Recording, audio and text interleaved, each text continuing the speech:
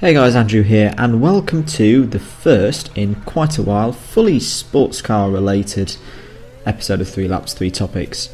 If you didn't know already, the next round of the World Endurance Championship is finally back this weekend for the 6 hours race round Austin's Circus of the Americas. Fourth round of the championship, first round since Le Mans back in June.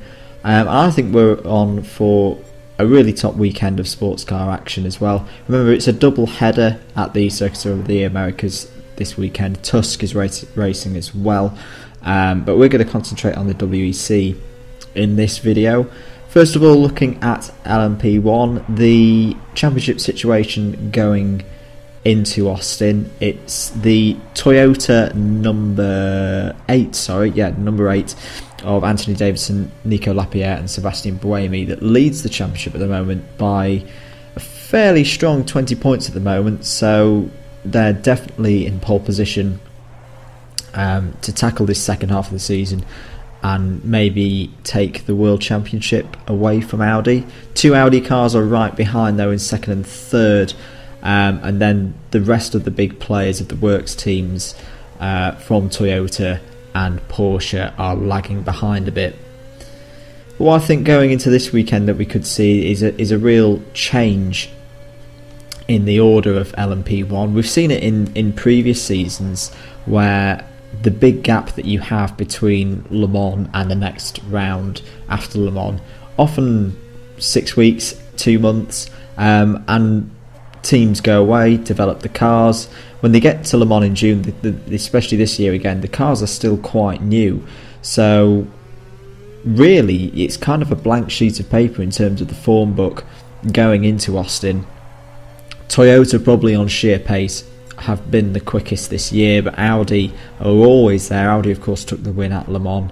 But could Porsche really have their strongest showing of the year so far? I think that's a definite possibility.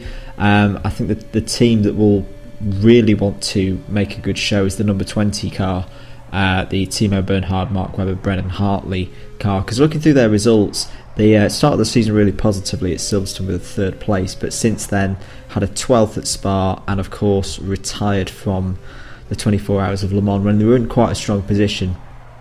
So they'll really be looking to probably not fight for the championship, but maybe get some race wins before the end of the season, and who knows, Austin could be the start of that. Very last thing on LMP1, apparently we will see the Lotus P1/01 this weekend, just the one of them. This car was meant to do the whole WEC season. It's already missed 3 races, it's missed the 24 hours, but apparently we will see it race this weekend. If you've seen previous videos of mine, I've been quite sceptical about this project and how it's been run, but no doubt a lot of hard work has gone into it, and it would be good to see it out there and see how it performs. They'll probably use the race as a large test session, to be honest. I'd be really surprised if it actually got through the 6 hours. We saw with their P2 project last year that they often struggle to finish races and finish races strongly, although they had a couple of good results towards the end of the year. But so yeah, look out for that if it actually manages to get out of the garage, and we'll see how that project develops into the latter part of the season. Moving down the order, one of the really interesting parts of this weekend is in P2, where we've got another guest entry, but this time it's an American-based entry. It kind of makes sense with this being the main American round of the championship.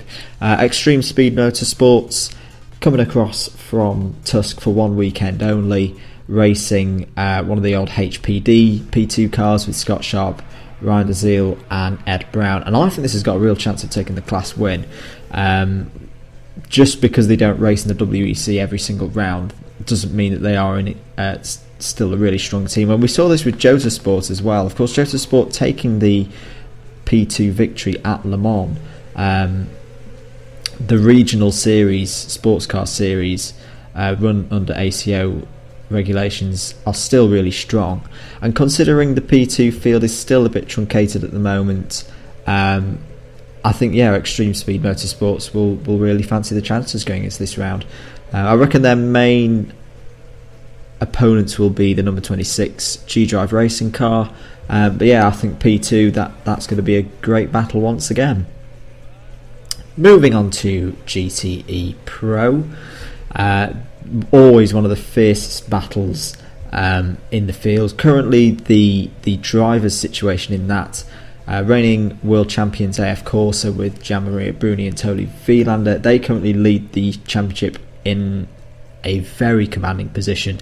2 wins so far this year, including a win at Le Mans, which was double points, and 4th place, picking up some more points in the first round at Silverstone. They lead the Endurance Cup for GT drivers by 27 points from the Porsche team Manthey car of Fred Makovicky, Marco Holzer and Richard Leitz. I can't really see past Bruni and Vielander for being the guys to tip for a race win this weekend. They're both driving so well recently. But once again, we've got another guest car in this section of the field. Corvette are fielding one of their new C7Rs with a few star drivers coming across from Tusk once again, who I think are doing double duty this weekend.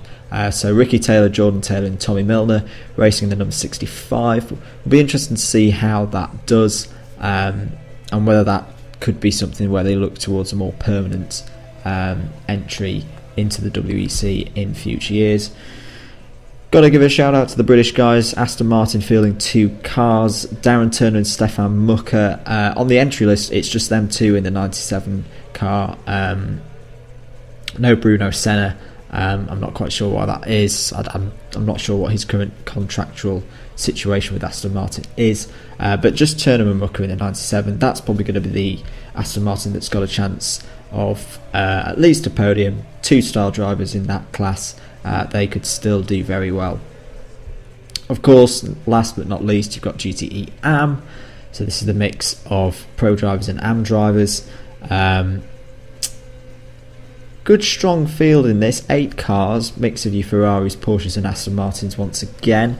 The current championship situation has the Dane Train, the number 95 car from Aston Martin, Christian Poulsen, David Heinemeier Hansen. They currently lead the GTE AM Drivers' Championship once again quite healthily, 93 points. Nicky Thiem would also be level with them, but he missed Spa, so he's on 75. Once again, I can't really see past them going for the win. Actually, looking at the entry list, there's no Nicky Thiem this weekend. Richie Stanaway steps into the 95 car, so that would be my tip for that. So in the description below, there's a few links to websites and ways to follow this weekend's race, especially if you haven't followed a 6-hour WEC race before. They're really good to check out, so yeah, check those out below. If you haven't already and enjoyed the video, click the like button, subscribe as well. On the screen are links to 2 videos that you may be interested in. One was my review on Formula E's debut from last weekend, and the other Gran Turismo video is my review of this year's Le Mans 24 Hours back in June. I've been Angela Blade. I'll catch you guys soon.